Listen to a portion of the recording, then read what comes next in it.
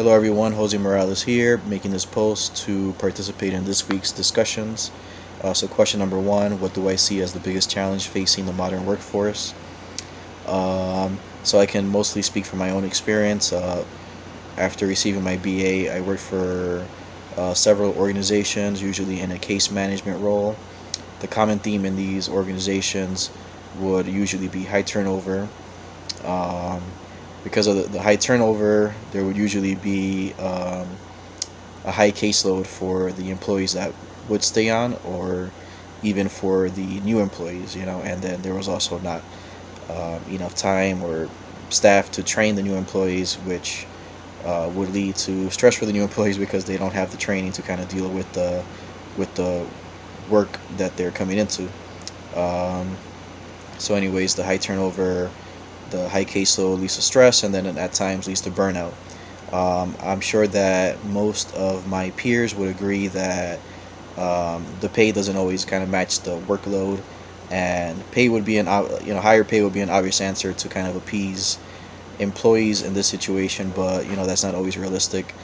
Or organizations usually have the budget that they have and can pay what they're paying. So that's not always a realistic answer, but I'm sure there are ways that an organization can help to, or an IO psychologist rather, can help an organization to kind of address this issue. Um, so I'm no expert. One of the things that I was thinking of though, and a lot of organizations are doing this already, where they're kind of being more flexible with their schedule, or they're offering the option to work remotely at times, and then come in to the office in person at other times. So I think that's a good way to help combat the stresses. If employees are able to work from the comfort of their own home, um, that would I think that would be that is a big help. That I think that's currently being addressed by some organizations. Um, I guess there could be a way that an organization can kind of show more appreciation for their employees. So maybe some type of reward system. I'm not sure. Um, so there was an article that I read, actually, from another one of my classes. I'm not sure which one of you are also in personnel psychology. So I'm not sure if this is cheating or not, but I'm going to be using one of the articles that was provided for that class, which kind of addresses this question as to what are the challenges facing the modern workforce. And I think that the one in that article, so they listed top 10, and they asked 1,000 of the members from the Society of Industrial and Organizational Psychology to kind of predict uh, what are some of the issues that organizations are likely to face. And I think the most relevant, in this day and age, is virtual workplace. So while the article does state that there are some, benefits to that, and that is of course flexibility for employees. There's it's low cost for employers because they don't have to worry about paying the light bill, or stuff like that. So they're employees are not using any of the resources that an employer would usually have to kind of pay for while they're having employees in the building. So it's more cost effective for employers. However, some of the cons are that it, of course, tends to create a lack of engagement between coworkers and management, because, of course, there's no face to face, as well as there might be a lack of team building. Again, no face to face. There's no camaraderie there. So, an IO psychologist can help address this with suggesting more virtual meetings, which would increase accountability and engagement, as well as professionalism. While you have an employee, there on camera, they have to behave a certain way. So, and then so it wasn't in the article, but I'm, thinking that the hybrid model works to would kind of help address some of the concerns about remote work, because while it gives the employee flexibility, to maybe just come in a couple days, to stay at home a couple days out of the week, where they can kind of take care of some things at home. Me as a parent, I would definitely feel more comfortable knowing that I can be there at a moment's notice if my child needed me for some reason, who was at school. Um, and then it would be good to just come into the office every once in a while to be able to like develop that professional relationship with your coworkers, as well as management. Um, so yeah, the hybrid model, I think, is probably the best balance between remote work and in person. Another issue that was addressed within the article was employee health and well-being. So I think that this is something that's not often addressed, is the health of the employee.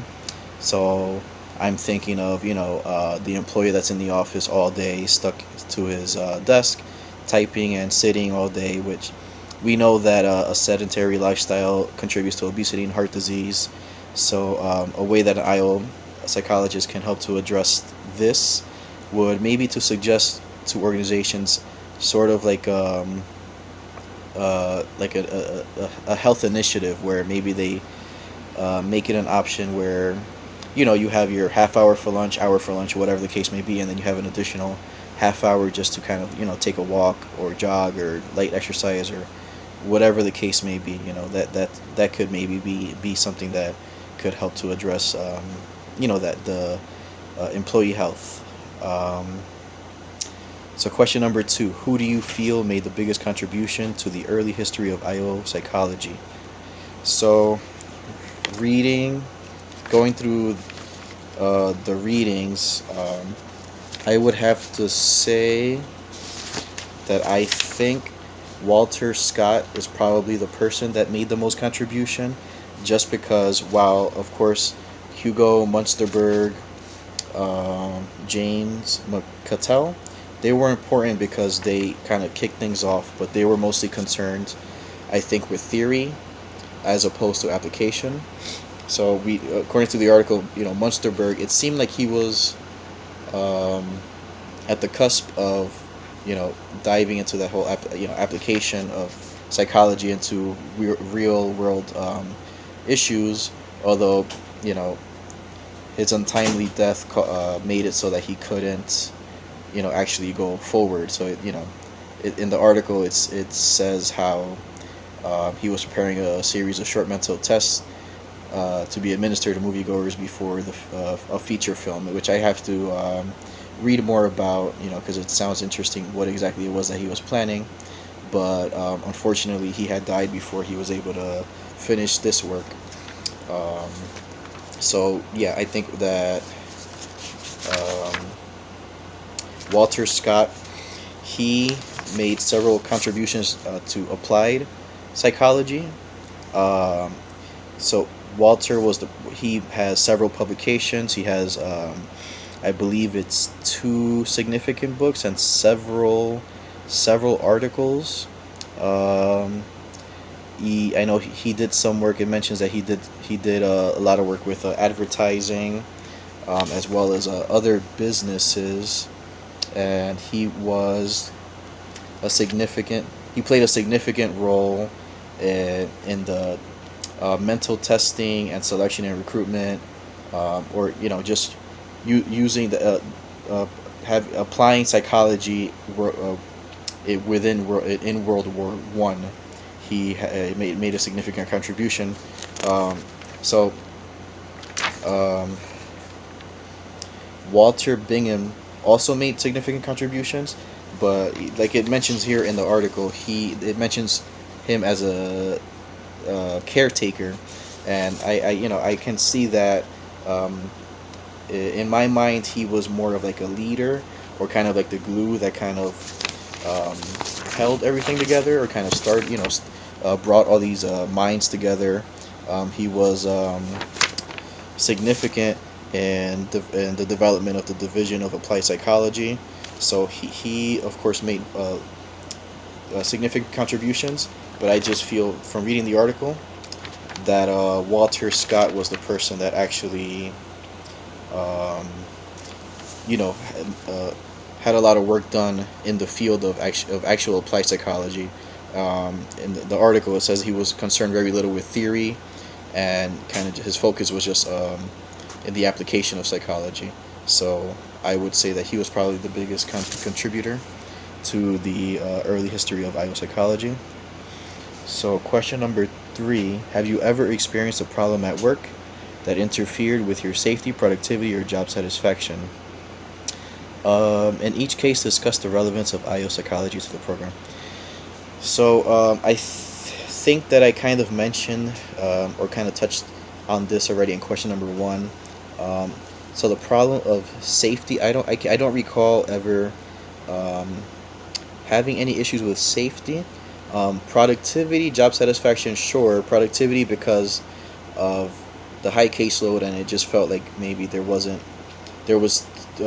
too much work and not enough time and energy on my part, because oftentimes you'd be given a number that you're really not supposed to get. It's more than a person is really supposed to get, so it's almost impossible to, if let's say the max is supposed to be a caseload of 12, but because of an understaffed organization, you have a caseload of, let's say, 20, 25, 30. So it's really not possible for you to be um, productive enough to kind of handle all of those cases. So that could also, like I said, that that the high caseload, high turnover leads to stress. The stress leads to job dissatisfaction. You're kind of waking up in the morning, kind of not really wanting to go to work. Dreading the thought of going to work. And so I guess, and I have felt that, in a way. And then in each case, discuss the relevance of IO psychology to the problem.